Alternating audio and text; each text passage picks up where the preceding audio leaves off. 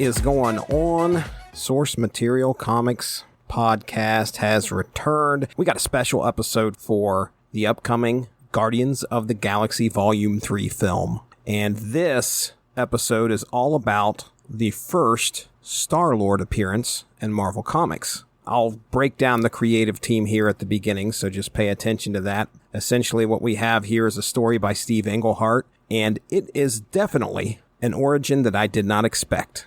Let's go ahead and get things started here with Marvel Preview number 4, the first appearance of Star-Lord. So Star-Lord's first appearance occurred from Marvel Preview number 4 from 1976. This comic was published quarterly.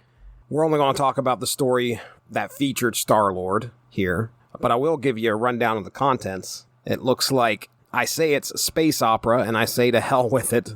An editorial by Archie Goodwin is on page 4 of Marvel Preview number 4. Page 6 is an introduction to Star-Lord. Introduction Star-Lord by Steve Englehart.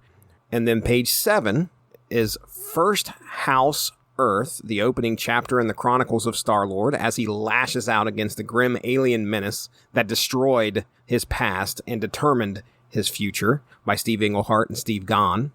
Page 42, Introduction, The Sword in the Star, by Bill Mantlo and Edward S. Barkin. And the story starts on page 46, Stave 1, Alas, the Seeds of Man. Somewhere in the stars is the key to the greatest power in the universe and the destiny of the prince who would hold it, by Bill Mantlo, Ed Hannigan, Craig Russell, and Rick Bryant. January of 76, like I said, Volume 1, Number 4. Let's get into it here. Okay, I'm going to read this introduction to Star-Lord. It seems pretty interesting. At least it gives us an idea of who Steve Englehart is and how he came up with the concept of Star-Lord. So here we go. Like everything else in life, this is a story that begins and ends with the cosmos. When man first rose above the animals, he did it by developing his mind. He had freed himself from the enslavement of his instincts. But as with all his other advances, that was simultaneously a blessing and a curse. He was no longer one with nature, and so was obliged to decide what was best for his continued survival. Obviously, he needed to learn. Thus, he looked to the heavens, where, in contrast to the chaos of Earth, he found simplicity and order. The purposeful motion of some stars, actually planets, against the fixed backdrop of others brought about the alternation of day and night, the progression of the season's harvest and rebirth, in short, the survival of his world. A study of the stars would teach him what he wished to know. He called his craft astrology. Astrology was a major factor in man's life from then on. The Great Pyramid and Stonehenge are remnants of his early efforts. By the 6th century BC, enough was known to cast natal horoscopes, a map of the major celestial bodies' positions at an individual's moment of birth, with great accuracy. Until the 18th century AD, astrology enjoyed the highest respect of learned men in Europe, Asia, and Africa. And then the Age of Reason arrived. The sciences astrology had fathered reasoned it was a superstition and shunted it aside. Now, as must be obvious from my past work, I'm not so much interested in reason as in reality. The question I've asked most often in my young life is why, and I don't particularly care where I have to go to get some answers. So it was that I turned on to astrology and the tarot and sorcery and mythology, but those are other stories. I suppose I should make it clear that while I'm one of the few comic scripters not from Missouri, I'm still pretty hard-headed about things being reality, as opposed to flights of fancy. Both my sun and moon are in Taurus, if it means anything to you. In any metaphysical subject, I have to be shown, and I was. Astrology works. Once I saw that, I committed myself wholeheartedly to it, and spent the following months learning as much as I could. Then, because I have, after all, another major occupation, I began to figure how I could incorporate my new knowledge into my comics. I was working on a plot for Doctor Strange late in February, and chafing under the fact that sorcery and astrology are strange bedfellows when I got a call from Marv Wolfman in New York. "Steve," quoth he, "we're going to do a new black and white science fiction adventure. I want to call the lead feature Star-Lord, and I'd like you to come up with the concept and character. Got any ideas about outer space?" The sun, it should be noted, had just moved into Pisces, season of the spaced. I played with the possibilities for the rest of that month, plotted the first story in Aries, season of self, and Steve Gahn and friends drew it up in Taurus, season of stabilization. Now it's early June in Gemini, season of communications. And now the words are coming. After all the foregoing, let me also make it clear to you, the reader need know or believe not a thing about astrology to enjoy Star-Lord. As with the heavens, it merely forms a backdrop against which events can unfold, and even if you can't tell the sun from the moon, you'll have a good time following Peter Quill's bizarre destiny. But if you get interested in going further on your own, then that's all right too. All the astronomical data herein is correct. The planets really did move, or will move, into the conjunction as shown at the times shown. By the way, the placement of Christ's birth in 7 BC is not a mistake. Most modern historians using independent evidence now figure the event for that time. Even more, by the way, the specific date of the conjunction was Saturday, the Hebrew holy day, March 1st. On the other hand, the life of Peter Quill is not necessarily in accord with the stars' position on his birthday. I have a chart of that moment pinned to the wall in front of me, and it indicates a much happier early life than I've given Peter. But if you don't go down, you can't come up. If you or one of your friends are born at or near the same time, please don't look to his hassles as your own. No similarity between any of the names, characters, persons, or institutions, etc. And finally, once the events in this story pass 1975, the future is entirely speculative. Furthermore, it's not related to any other speculative future in the Marvel Universe. Whew. Whatever did happen to simple shoot-'em-ups? Okay, you say, that's how the Star-Lord came to be, but who is he? Read on. Let's talk about what's happening in this issue. All right, like I said, this is black and white. We got Steve Englehart on story, Steve Gahn on art. We open up with a massive splash page. It just says, The Star-Lord, and he's kind of floating out there in space. Star-Lord, Peter, definitely a different costume than what you see in the film. Essentially, he still has the gun, wears some gloves. His mask, though, it's a bit different than what you see. I mean, you can see the bottom of his face here.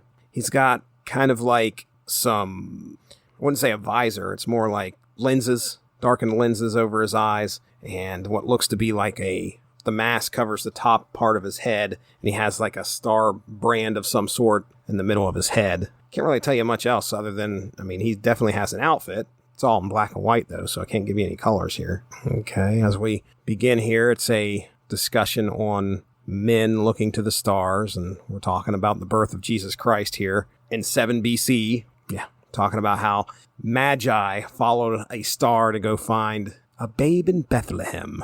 Whoa. Okay, I was not expecting this.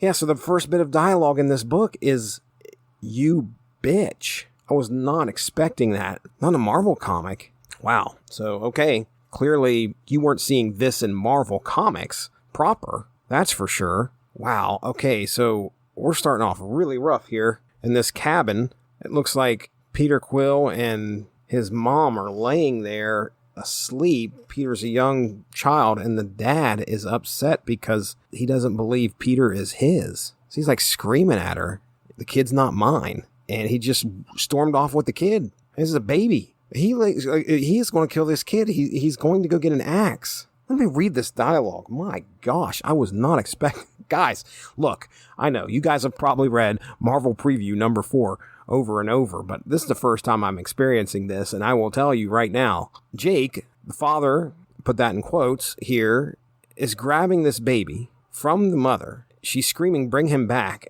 And he says, I suspected it. Hell, I knew it all along, playing around behind my back.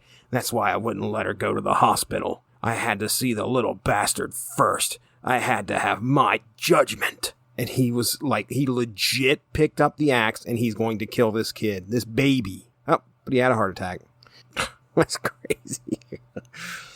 So the mom must have just had the baby because they're talking about how weak she was and she couldn't get out to get Peter off of the ground, who laid and looked at the stars as Jake, the dad, dropped to the ground and died.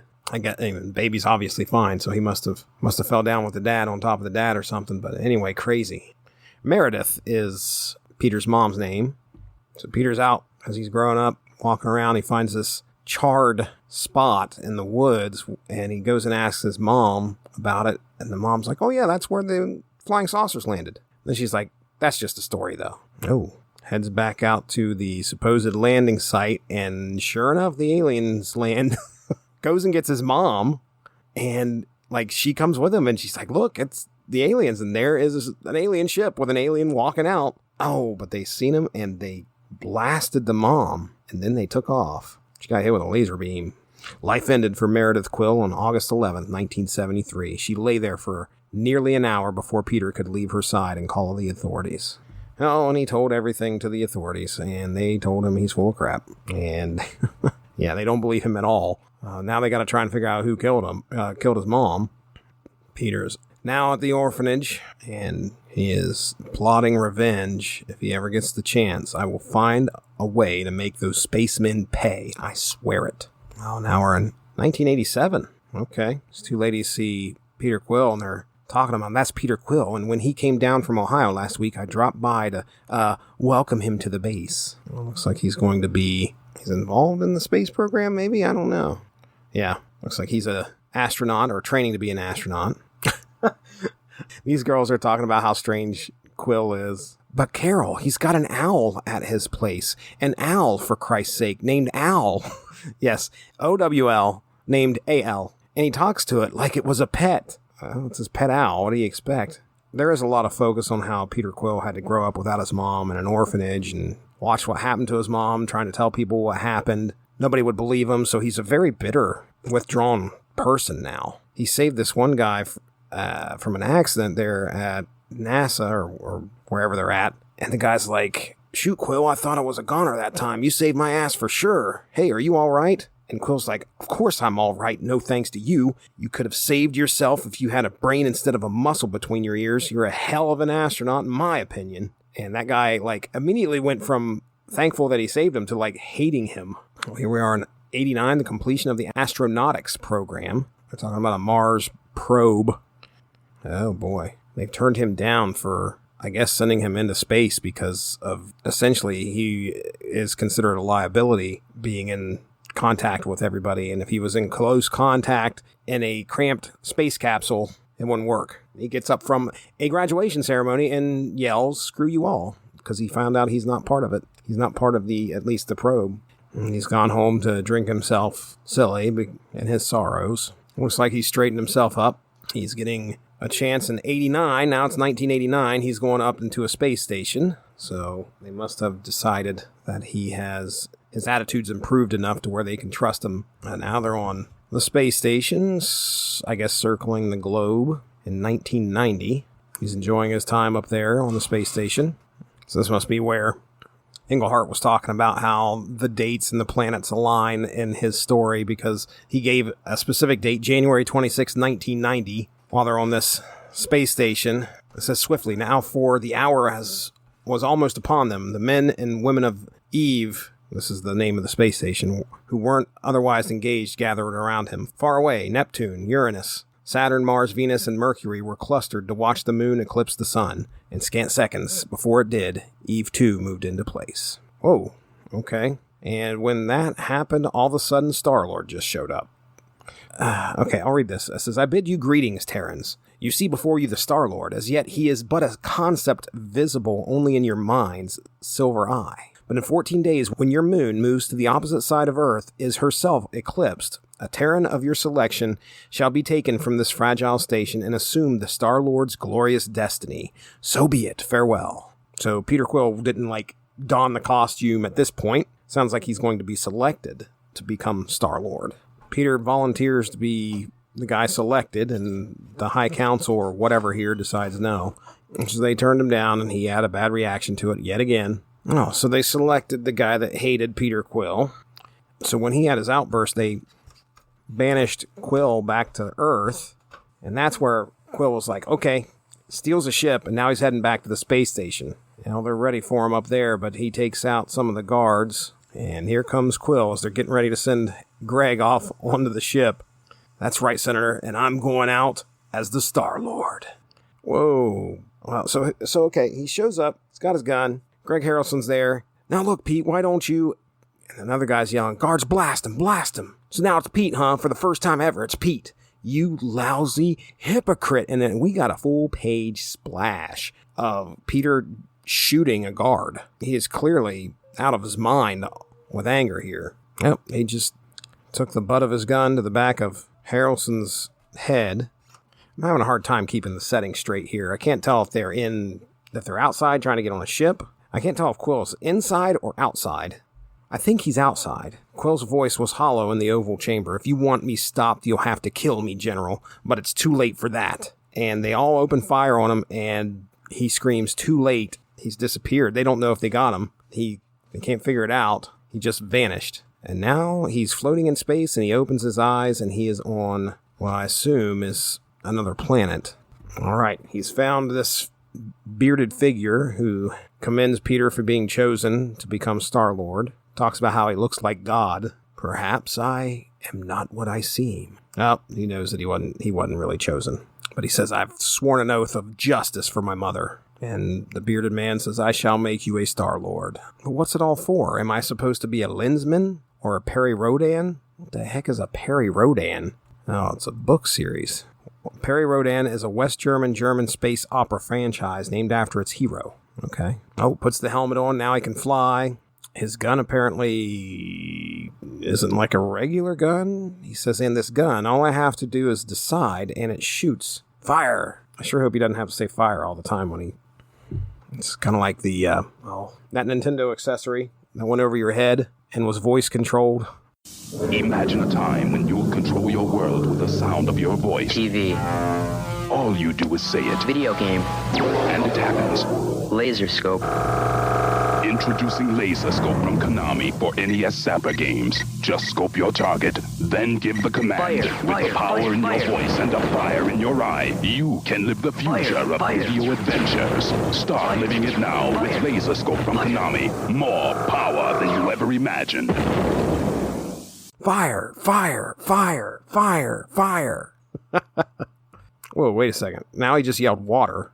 Okay, so his gun can shoot water if he wants, and then air. 4 elements under your control, Star-Lord. The 4 elements, everything. So, okay. All right, so fire, water, air, and earth are apparently things that he can shoot out of his gun. This last one shows like little bits of rock coming out of his gun and then becoming larger as they go further away from the gun, so it's like they increase in size as he shoots them. Yeah, that's different. Okay. The weapon is invincible, Star-Lord. The one weakness in working your will is you.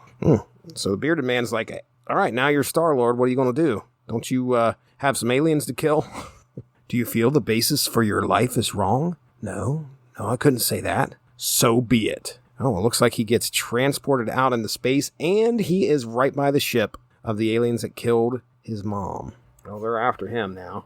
When he shows up and he has given those aliens what for and killed them all. We got 2 big splash pages here of him getting into the spaceship, shooting the aliens. Well, no. 1 big splash page of him getting into the ship and blasting the aliens. They're dead. All of them dead. All right, so as soon as he kills them, he comes right back to the bearded guy and he's like, wow, I'm back here again. Did I even leave? When the bearded guy's like, be that as it may, you experienced your vengeance, and now you are free of your past life, free to form a new life, if you wish. And off they walk. So it's like, the bearded man is, let's just say he's a god analog, gave Peter the opportunity just in his mind to experience the vengeance and try to free himself from what he's always wanted to do. Peter Quill's strange destiny has only begun. Where it will lead lies in the future, vast and unknown as the horizon before him. So continuity-wise, Peter Quill didn't show up until the 90s, according to this story.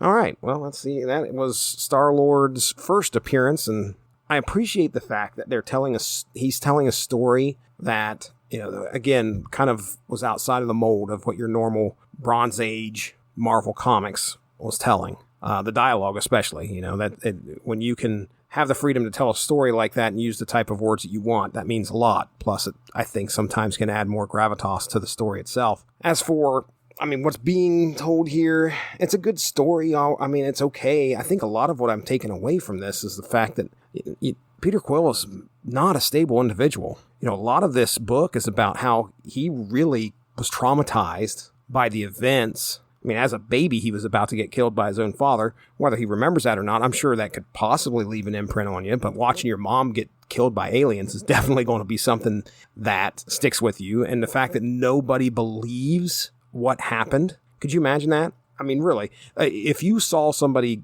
you love get killed, you watched it go down, and you could tell anybody and everybody what happened, but because the events were so unbelievable, no one will give you the time of day and essentially think that you're crazy. That's rough. So yeah, that's going to mess somebody up. But yeah, that's mostly what I took from this. It's like Peter Quill, as a person, was so driven by that one event that happened in his life. And it's not like this isn't something that is foreign to people, because there are plenty of single events in people's lives that shape who they become later on down the line and how they act. And I don't know if that's what they're getting at here, but I don't think experiencing vengeance, and I put that experiencing in quotes, is going to be the cure-all for this. I don't think that is possible. I think that it's going to be helpful, maybe, but Peter Quill still has a lot of growing to do. The one vision or reality, whether it is one or the other, where he got to kill the aliens that killed his mom, I ain't going to fix everything. And now we have an individual who is a superhero. I don't even know if you could call him a superhero yet. His first act was murdering the aliens that killed his mom. And not only that, but he became this superpowered individual by, violent means against his own people. So this is a hero that was born out of vengeance and really became Star-Lord unheroically. Really. That's the best way I could put it. I sat here for a second trying to figure out the words to describe what happened. It's very unheroic what he's done. Now he becomes I'm sure he does some heroics here later on down the road, but this is not a hero at the end of this issue. Wow. Good story for 1975. Steve Englehart told a good one here.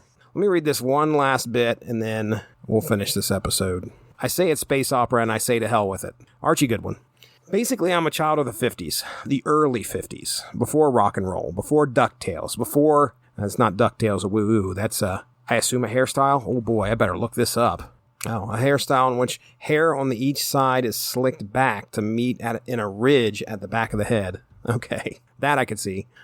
Before the era Ron Howard and Tom Bosley seemed to have staked out for their own ABC, there are probably any number of words which might describe what it was like to be 13 years ago and growing up in Tulsa, Oklahoma at that time, but the one that springs to mind first is dull. Except for two things, comics and science fiction. Ray Bradbury was my favorite author. EC, my favorite comics company. When EC's science fiction books actually began doing adaptations of Bradbury's works, my ecstasy knew no bounds. 13-year-old Oklahomans have pretty narrow notions about ecstasy, and my ideas for how a science fiction comic should be done were rigidly, almost permanently shaped. Not that there weren't other science fiction comics around. This was the time of heavy UFO sightings. People were very suspicious that something was going on out there. As they had provided a legion of super types to handle World War II, the comics industry leaped to provide more than a few stalwarts to combat any bug-eyed menaces that outer space happened to hurl at Earth and her citizens. Said stalwarts never quite achieved the popularity of superheroes. Particularly not with me. Not a dyed-in-the-wool fanatic over EC's SF stories, with their anti-heroes and downbeat endings. Not to a constant browser of Bradbury's word poems to silent Martian cities and doomed space voyagers. There was a label for the kind of SF most comics companies produced. Space opera. Western, detective, or pirate yarns done up in spacesuits and rocket ships. Corny kid stuff, just like Tom Corbett, Space Cadet, on TV every afternoon. Dueling villains from the program's solitary spaceship set, which tended to shake each time an actor crossed its cardboard interior. Or like Buster Crabbe as Flash Gordon, feature-length versions of his 30s serials were making the rounds of our local eye-strain emporiums. Flying rockets, apparently powered by the same sparklers 5-year-olds in my neighborhood traditionally waved on the 4th of July. I wasn't having any of it. My kind of science fiction was serious stuff.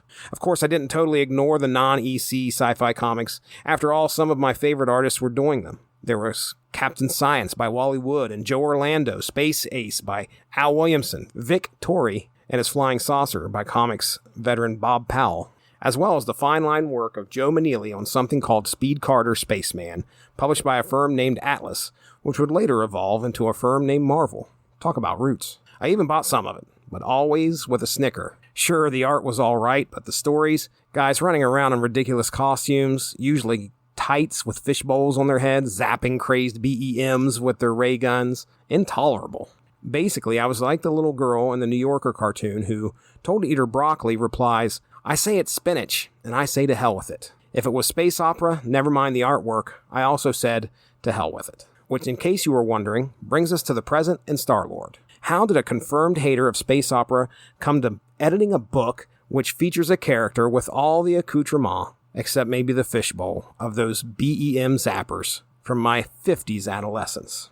Actually, I come to it via two paths. When Marv Wolfman became editor-in-chief of Marvel's color comic line, I inherited all the titles he had in the works for our black and white books. Marv had already come up with the name Star-Lord and the idea of emphasizing the adventure aspects of sci-fi and having serious characters. He tossed the ball to Steve Englehart to come up with a lead feature and handed the backup assignment to Bill Mantlo. I took over from there. So much for Path 1. Path 2? I was started on it by Roy G. Krenkel, fantasy illustrator extraordinaire and congenial madman. Roy kept touting me onto a book called The Star King by Jack Vance.